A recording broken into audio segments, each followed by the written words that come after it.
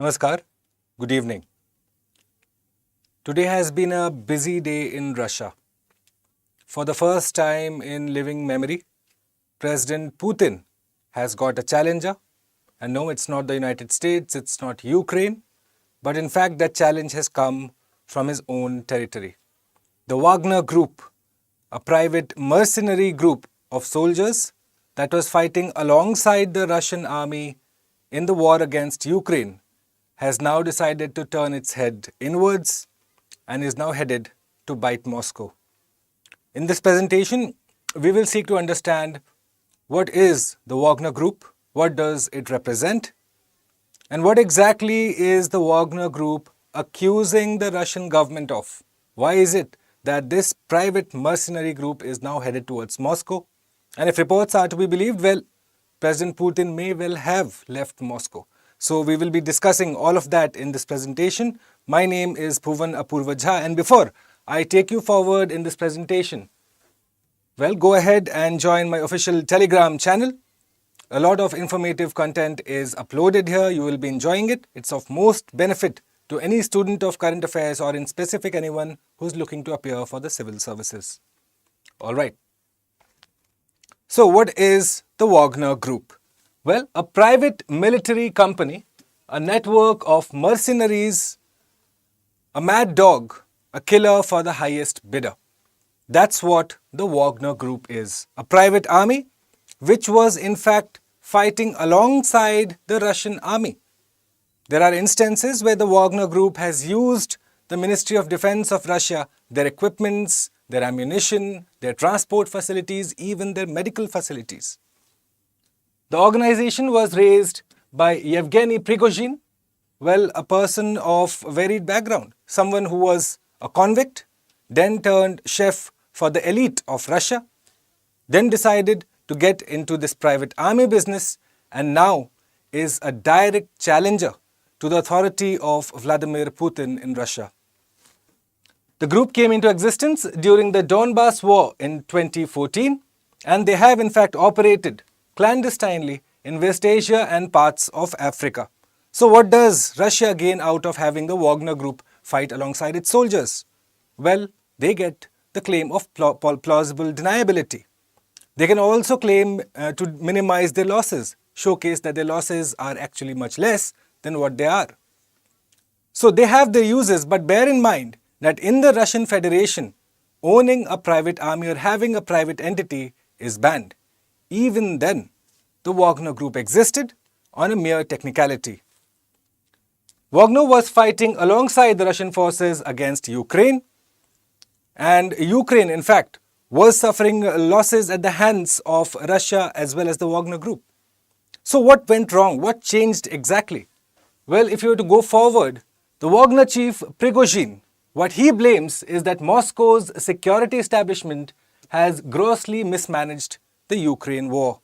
And more specifically, the Wagner Group chairman says that the Russian forces bombed the positions of the Wagner Group, friendly fire, wherein the Wagner Group lost many soldiers, many mercenaries in fact.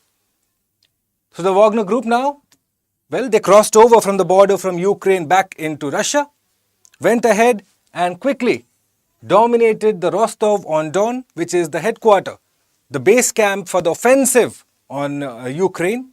Well, they have control of that particular area. Now they're headed northwards and have in fact captured Voronezh, which is a mere 520 kilometers away from Moscow. Now what does the Wagner Group say? Well, they want the defense minister of Russia to come and speak to them. They've also said that this gross mismanagement needs to be acknowledged, that the Ukraine war was built on deceit and lies, that the truth ought to be told to the world, and that this friendly fire against their own forces from the Russians is a breach of faith, a breach of trust. So, going forward, let's look at the current situation where here you have Rostov-on-Don, which the Wagner Group has captured. They have now captured Voronezh, and just 520 kilometers away from Moscow. In fact, the recent reports just before we went live tells us again that the whole cavalcade that is headed towards Moscow is a mere 2 hours away from the Russian capital. Right? And again, if reports are to be believed, well, President Putin has moved to St. Petersburg. Again, this is unverifiable. We do not have any way to cross-check this information. However, if this were to be true, this will be a landmark shift in the whole spectrum of Russian power politics. We will seek to understand what goes ahead. Hi, good evening, Arun. Good evening, Jyotirmay. Welcome to the stream.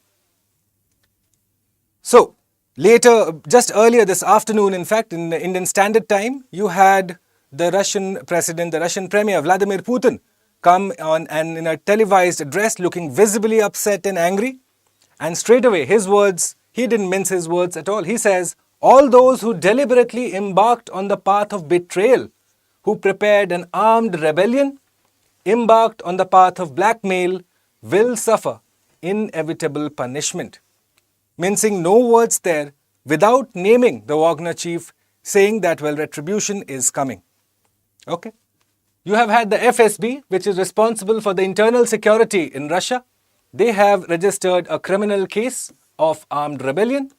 Instructions have been issued to the Russian forces to neutralize the Wagner Group wherever they are found. But what's going to be key, my dear audience, is this. Everything is codependent on the next 48 hours. Which way will the pendulum swing? Which way will the loyalty of the Russian forces swing? Now, if Western press is to be believed, they will tell you, well, that the Russian forces are highly demoralized and that all the morality and all the good faith only exists in Wagner and that they have the numbers to support them. Someone else will tell you that probably CIA is behind it.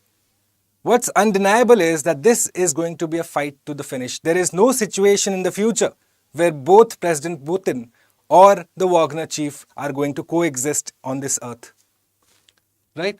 So the loyalty of Russia's security forces and especially the Russian National Guard, these two entities will be key to decide which way the pendulum swings in Russia right now.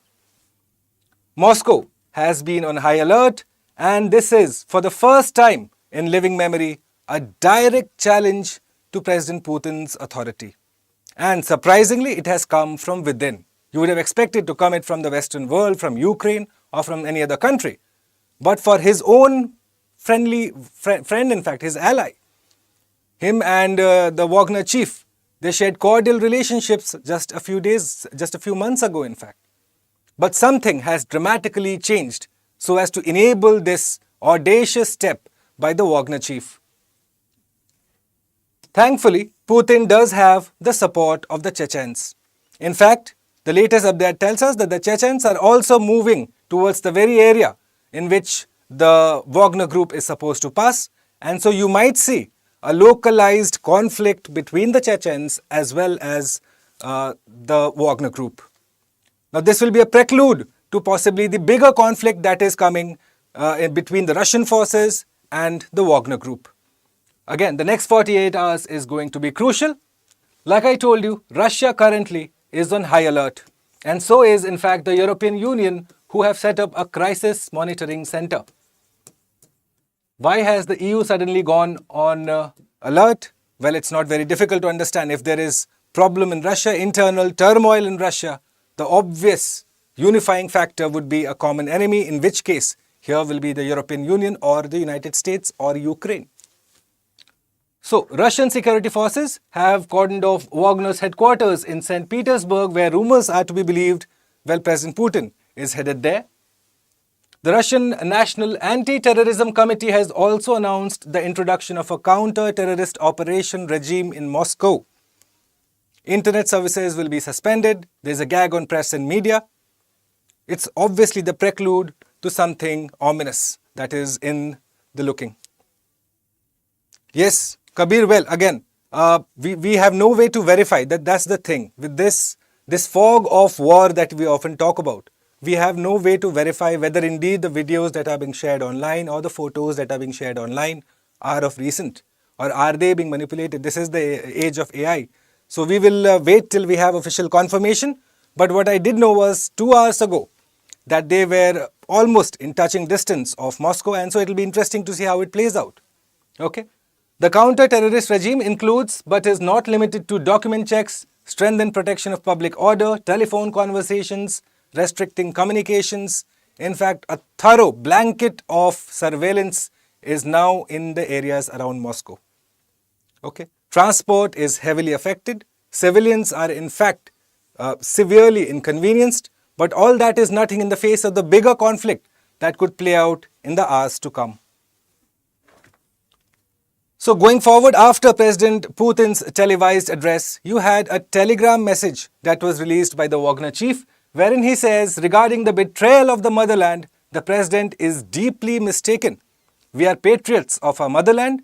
And then he goes on to say, because we don't want the country to live further in corruption and lies and bureaucracy, justifying their actions. Well, again, it will be interesting to see how does the Russian civilian population acquiesce to these kind of claims. What is the attitude of the Russian security forces? And more importantly, the different kind of armies, the different stakeholders that exist in this conversation, including but not limited to the Chechens, well, how are they going to align themselves? These factors will essentially determine which way the pendulum swings in Russia right now.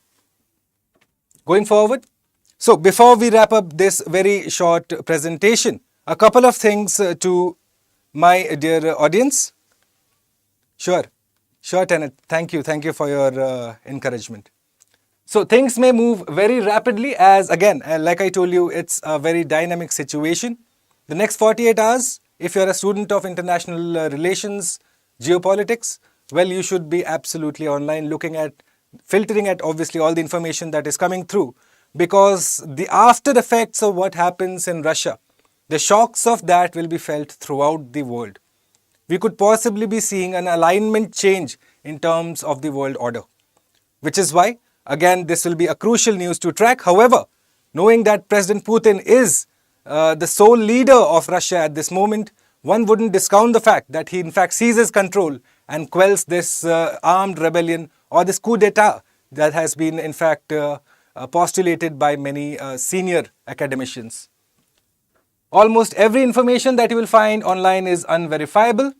Again, as of 9 p.m. IST, it is marching towards Moscow. Putin may have left. No way we can verify this. So many internet handles, OSINT handles claiming that Putin might have left for St. Petersburg. And the international community is on wait and watch. Everyone is holding their breath, keeping their fingers crossed, depending on their interests. However, there are a couple of scenarios that you must consider now. Now that Russia is on the back foot, what happens if Ukraine suddenly pushes through in a localized manner and overruns Russia in the short term? Will that compel President Putin to take some extreme step?